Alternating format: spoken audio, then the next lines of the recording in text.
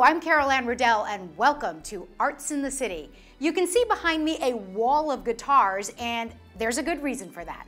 We are coming to you today from Sandowsky Guitars in Long Island City. We'll tell you more about its history and some very famous clients a bit later in the show. But first, kids transforming their schools with paint and artistic flair. Susan Junn has that story. These eye-popping colors have helped to paint a brighter future for hundreds of thousands of New York City students. It was like, wow, like, did I do this? It was like, dang, that was good. It's a sense of pride sixth grader Rihanna Loomis feels when she sees the fruits of her labor displayed across her school walls at New Heights Middle School in Crown Heights, Brooklyn. At first, I was like, oh, we're just gonna paint, basically, and then we're just gonna, that's it. But it turned out to be so much more when the nonprofit Publicolor recently led the effort to give Rihanna's school a makeover. It was rewarding because the students, they're really involved in choosing the colors, actually painting the school walls, the lockers, really taking ownership of where they go to school every day and saying, when they see the project, I was part of this work. Painting with a purpose. That's the passion behind Publicolor, which uses color, collaboration, and design-based programs to engage at-risk New York City public school students. The students that we target are students in middle school and high school who teachers, principals, guidance counselors worry most about. So these are students who are either struggling academically, especially in math and English, students that are more tactile learners who are very project-based. We really worry most about students who are not doing anything, the ones that are disengaged.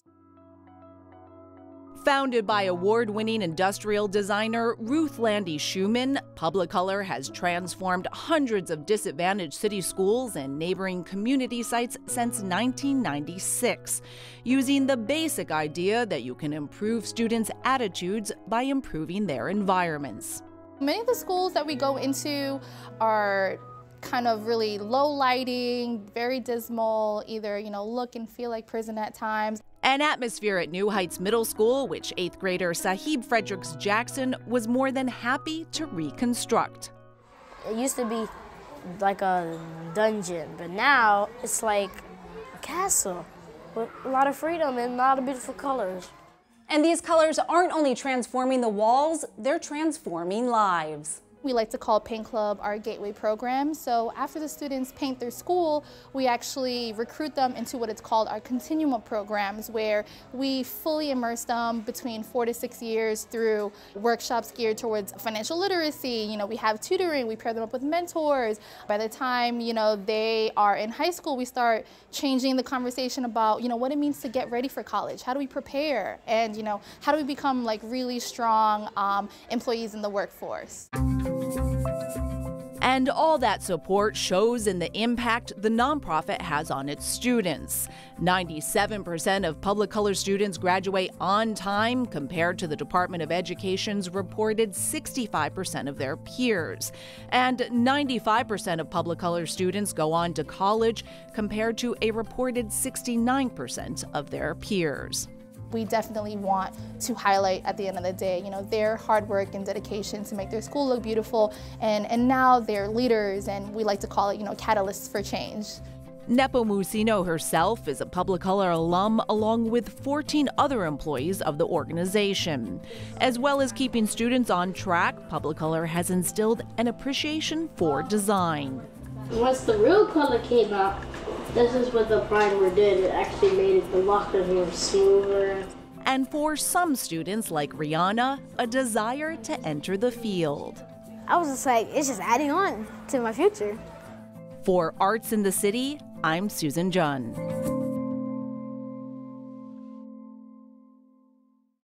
Historical gowns made from paper, a dollhouse depicting abolitionists. These are just a few examples of the incredibly unique work done by artist Fabiola Jean-Louis. Donna Hanover has more. I've been doing art for a long time, since I was a child, since I was about 5 years old. And so I've maintained this habit, if you will, of seeing the world with childlike eyes. And the childlike eyes of artist Fabiola Jean-Louis continue to see wonderful things as viewers of her work are transported into what she describes as a magical world. I grew up loving fairies, movies like Dark Crystal, anything that has to do with magic. Part of her magic can be seen in these remarkable, ornate historical gowns, each handcrafted from paper. It just so happens that working with paper is more forgiving. And so, you know, I can cut a piece of paper, and if it's too small, add more paper and make it work. So it's kind of like this illusion that I know exactly what I'm doing in fashion when it's really just improvising. Fabiola's world of fashionable illusions exists in part because of this place, the Andrew Friedman Home, a former mansion repurposed into an arts and culture collective by the Mid-Bronx Senior Citizens Council. Walter Puryear is director. Well, the Andrew Friedman Home is an artist in residency and incubator space and a workforce development training ground, for lack of a better word. So there are 21 artists in the residency now. This is our 7th year. Artists work in studios for free, but agree to give back to the community in various ways through their artistic disciplines. That in order to create and develop responsible human beings and citizens, that art needs to be a part of the educational programming and public programming. Fabiola's trusty Polaroid camera helps transform her sculptural masterpieces into living art. I love to have freedom in my process. So once I imagine in my head this story and the setting, it's just looking at a face or imagining a face that's going to help me tell that story. One important element in Fabiola's storytelling underscores the lack of women of color in historical portraiture. She poses black and brown models in lavish scenes reminiscent of 16th to 19th century European portraits. Because I'm always thinking about injustice, I'm always thinking about history and how we've gotten to where we are as a society where color matters so much. And so it's important for me to look at history and to analyze that. Fabiola makes her own props as well, slippers, these delicate shoes, and this dollhouse designed to tell the story of abolitionists, escaped slaves, and the Underground Railroad to freedom. It's always me figuring out how to play with something that is beautiful and innocent, and then to insert that really hard reality of what we know history is. I'm Donna Hanover for Arts in the City.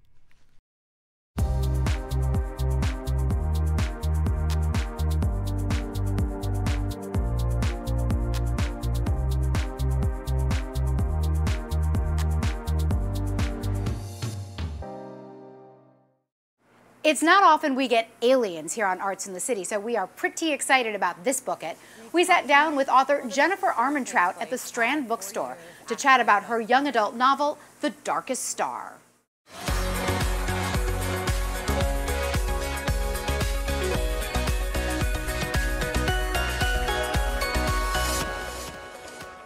Jennifer, thank you so much for joining us today. Thank you for having me. I'm excited to be here. So are we. So your book is called The Darkest Star. It's a novel for young adults. You've got aliens, you've got teenage drama, you've got romance, a lot going on. Without giving away the ending, can you give us a brief plot summary? Well, The Darkest Star takes place after an alien invasion on Earth. And the remaining aliens, they're called the Luxon, are being assimilated among humans. So it deals a lot with how society adapted to knowing, in fact, that they're not the only species or creatures in the universe that's intelligent and very strong. So that is the main setup for it, is there are aliens among us, they're going to school, they're working with us, and then you find out through the main character, Evie, that not everything is as they're being told by the government. Let's talk a little bit about the aliens in this book, the Luxon. Yeah. What are their special powers? They are able to harness energy around them in the air. So they're able to pull on any type of molecules in the air. They're also able to harness light. Have you always been fascinated by the idea of life beyond this planet? Oh yeah, I think it comes from growing up during the era of X-Files. What do you find challenging about writing for young adults? Is it ever hard for you to find the right voice that doesn't sound too grown up? Yeah. You know, I never have had a problem with the voice. I think it's because I must still be a teenager inside. I will say, I think the hardest thing is, and I think this is a good thing, is teenagers question stuff a lot more than adults do. So I read that you first dreamed of becoming an author, I guess when you were a teenager yourself, when you were in algebra class, which kind of cracked me up. Yes. I wrote my first book in algebra class in 9th grade. How'd you do in the class? I had to take remedial math in college. That's how I did. You've been public about this genetic disorder that you were diagnosed with several years ago that affects the retina, and I understand that sort of educating people about issues around eyesight and blindness is something that you are passionate about. Can you tell us about that a little? Yes, I was diagnosed with retinosis pigmentosa, RP for short, a couple years ago, which is a rare genetic, often hereditary disease. Sometimes it can be non-hereditary, but even more so, it's rare that I have as much vision left that I do. Most people at my age are either completely blind or they have such restricted tunnel vision at that point. I can't drive anymore, but I'm still able to get myself around quite independently in most situations. So I think, you have to be grateful for that. So what is it that you want others to take away from your experience? Well, it's because I think for most people, there's only the blind and then there's the seeing. They don't understand that in between that, there's a whole array of eye disorders that just can't be summed up with, oh, you have bad eyesight, so do I. But I want people to realize that just because someone looks like they don't need help when they ask for help, help them. I can't tell you how many times I've asked people, like in airports, to read signs for me, and they'd be like, well, it's right there. You're a dog person? Yes. I hear. Yes, so I am an animal person. An animal person? Me too. Are your animals around when you write? Oh yeah, I have a Jack Russell who is 17 years old. Her name is Loki. She has to be where I'm at. So if I'm sitting here, she has to be right here. I also have a retired canine police dog who's named Diesel. He is a very large Dutch Shepherd. He's a goofy dog. He has like Muppet eyes. That's all I can think of in that dog. He's just these big eyes. But yeah, they're with me the whole day now. Jennifer, thank you so much for all this time. I really enjoyed meeting you. Thank you so much for having me. I had such a great time. Too. The sequel to The Darkest Star is already in the works. Jennifer's book, The Burning Shadow, is expected this fall.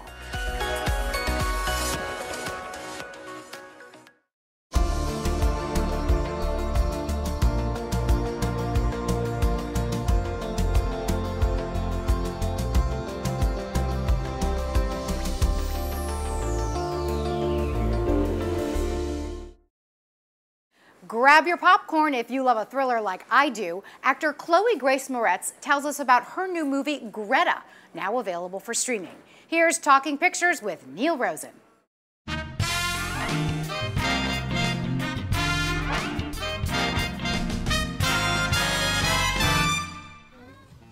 Chloë Grace Moretz has been acting in movies since she was 6 years old. With over 50 films to her credit, she's now 22. And most recently, she starred in the new thriller, Greta. I have a bag that I found that I think belongs to Greta Hadag. Oh, bless your heart. Where did you find it? On the subway. Oh, would you like a cup of coffee? You've been so kind. Playing a naive young woman who's new to New York, she encounters more problems than she could have ever imagined when the woman whose purse she returned, played by Isabelle Huppert, turns out to be a psycho stalker. Why are you doing this? And things quickly go from bad to worse. She had to die. She had to die for me! Are you out of your mind? You just can't accept it! Out of all the movies that you could have done, why did you want to do this one? Of course, the obvious fun, wild twists and turns that I did not expect when I read the script, but I think most importantly, it was the chance to do a movie that reminded me of the movies that I love, like Single White Female or or Fatal Attraction, but subvert those tropes. And the fact that Neil Jordan, our director, cast Isabelle Huppert in the lead instead of Anthony Hopkins, for instance, and Micah Monroe instead of a boyfriend character. So I think to be able to have 3 women at the helm of a story like this excited me. I know the movie wasn't shot in New York, but it takes place in New York. I was wondering, did you ever live here? Did you ever shoot a movie here? Did you ever spend any time here? And what are your thoughts on the city? Yeah, I used to live at 72nd and 2nd when I was 4, 5, and 6 years old. So I lived in New York for a few years as a kid. I went to PS 290. I got to film there a couple years ago now, and I did 30 Rock there a few times. And yeah, I love New York. You've been acting since you've been 6 years old, which is pretty amazing. How did you get into this? Is this something your parents made you do? Because a 6-year-old doesn't decide, I want to be an actor, and then make that happen. How did this happen? I was actually in New York when it all started. My brother, Trevor, he was going to the Professional Performing Arts High School in New York, and he would rehearse his monologues in our apartment, and I would auditorily, I would listen to his monologues, and I would memorize them, because I obviously couldn't read. I was 4.5, 5 years old. And I would just recite them to anyone that would listen to me. And then we ended up moving to Los Angeles separately for other reasons, just family reasons. And I begged my mom to let me start acting, and she was very slow to allow me to do it, but my brother Trevor was the one that championed me. And because of him, she let me do it, so here I am now. You mentioned a couple of movies like Fatal Attraction and Single White Female. What is your favorite movie in that genre? I mean, probably, of course, the classics like Silence of the Lambs or Seven. Those are movies that really kind of excite me. But I would say one that's a bit lighter and I can watch it multiple times without feeling really bogged down is Scream. Scream 1 and Scream 3. You're doing a new movie coming up called Love is a Gun, which is about Bonnie and Clyde, where you play Bonnie. I don't know if you saw the original 1967 Bonnie and Clyde, which is kind of the definitive story of Bonnie and Clyde. What does this new movie add to the story that we haven't seen already? What is interesting about our version is that it's the true telling of their actual lives and how they actually met and what their relationship looked like, even when he went to prison, and how he came back from prison quite a different man than when he went. So it really goes into the realities of their romance and their relationship and what that looked like and how it was really them against the world. Since you've been acting for most of your life, do you want to keep doing this forever? Do you want to take a break for a while and go to college? Do you, I don't really want to sound cliched here, but do you have like any desire to direct? What's the long and short-term plan for Chloë Grace Moretz? Well, I definitely see myself staying in the industry for, at least 30, 40 more years. For me, I was always interested from a young age, from 6 years old. I've always been interested and intrigued by what happens behind the camera. So I'm already producing the projects I'm currently a part of and kind of building up my production side of my career. And soon I hope to be co-directing with my brother, actually, and we're going to be doing our first short film coming up here. With Chloë Grace Moretz, for Arts in the City, I'm Neil Rosen.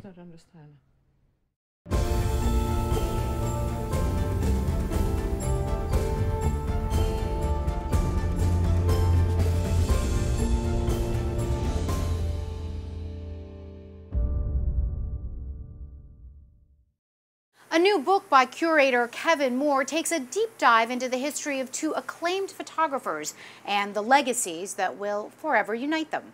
Lisa Beth Kovitz explains. You might not know their names, but chances are good you've seen the photographs they shot. Atchay and Abbott were both kind of underdogs, and they did not feel that comfortable, either one of them, with the idea of being artist photographers, even though they both had quite large egos. It was a time, too, when photography wasn't really recognized as art. Kevin Moore's new book, Old Paris, Changing New York, is an in-depth look at the intergenerational relationship between photographers Eugene Atchay and Bernice Abbott. Moore's book reads like a novel, which makes sense because the story of these 2 artists is human and moving. I think if you write something these days, it damn well better be readable.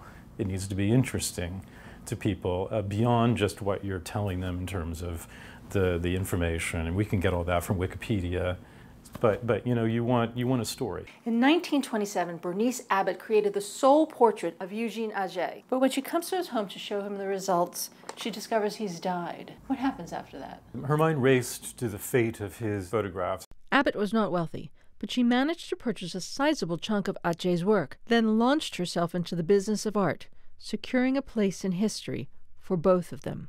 You know, it's not until the 1960s that Abbott sells the whole collection of Ache's photographs to the Museum of Modern Art, and then MoMA starts to launch a big campaign to promote Ache as a very important photographer of the 20th century.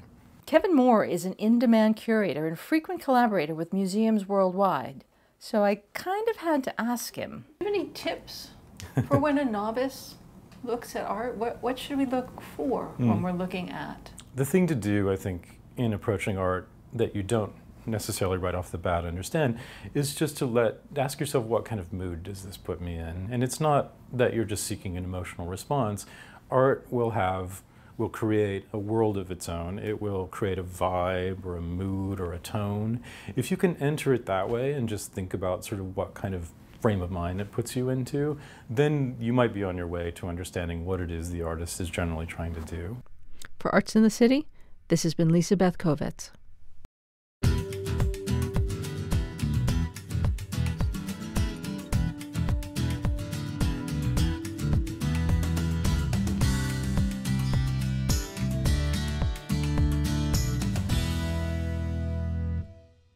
We end today where we started, in Long Island City at Sandowsky Guitars. Andrew Falzone introduces us to this legendary guitar maker with some big-time celebrity clients.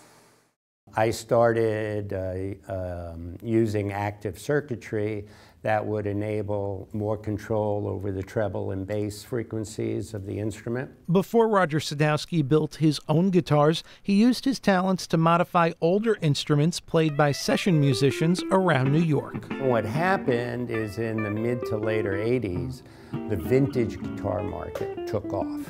And so guitars that used to be, you could pick up for $800, all of a sudden were $3,000 and more. And the key for the vintage market was original condition. And anything that was done to alter the original condition devalued it. And I realized that what I was doing to a lot of, let's say, instruments from the 60s, the late 50s and 60s, were devaluing them if they already were in vintage original condition. That's when Sadowsky decided it was time to build his own instruments. What Sadowsky brought to the table was the use of active circuitry. It allowed musicians playing in a band to cut through the mix and be heard over everyone and everything else. And many well-known artists have been heard playing a Sadowsky guitar. I'm not a name dropper, but since you asked, Paul Simon, Keith Richards, Prince. I made 6 guitars for Prince for the Purple Rain Tour in 1984. On the bass side, again, Marcus Miller, Jason Newsted from Metallica. Over quite a few years, he ended up buying 22 basses from us. Tom Hamilton of Aerosmith. Hugh McDonald of Bon Jovi. Despite his talents and success with guitars, Sadowsky picked up the instrument later than most, and for him, it became an escape. I was actually working on a doctorate in psychobiology. I was at Rutgers University studying animal behavior. But I started playing guitar right towards the end of my junior year in college. So I immediately became a folky finger picker. And Sadowsky says the more miserable he was at school, the more time he spent on guitar. Now, what sets his guitars apart from what you'd find in a big box store is really the attention to detail. We don't have a factory mentality. This is a workshop, not a factory. We're 11 people, including 2 people who are not in the workshop, okay? So we have 9 people in the workshop. And so number one for me is the acoustic quality of the woods. So I maintain, from my background as an acoustic guitar maker, is that the better an electric guitar or bass sounds acoustically, the better it's going to sound amplified, no matter what pickups are in it, no matter what bridge is on it. They're still acoustic instruments. The guitars that Sadowsky makes are on the higher end of the price range, with a typical model costing about $5,000 and a more affordable line priced at about $2,500. Whichever Sadowsky you buy, you'll be in good company. I'm Andrew Falzone for Arts in the City on CUNY TV. That is our show for today. Thanks so much for watching. You can find more details on all the stories we featured on our website. And remember, we are online whenever you need your New York City arts and culture fix. I'm Anne Riddell. We'll see you next time on Arts in the City.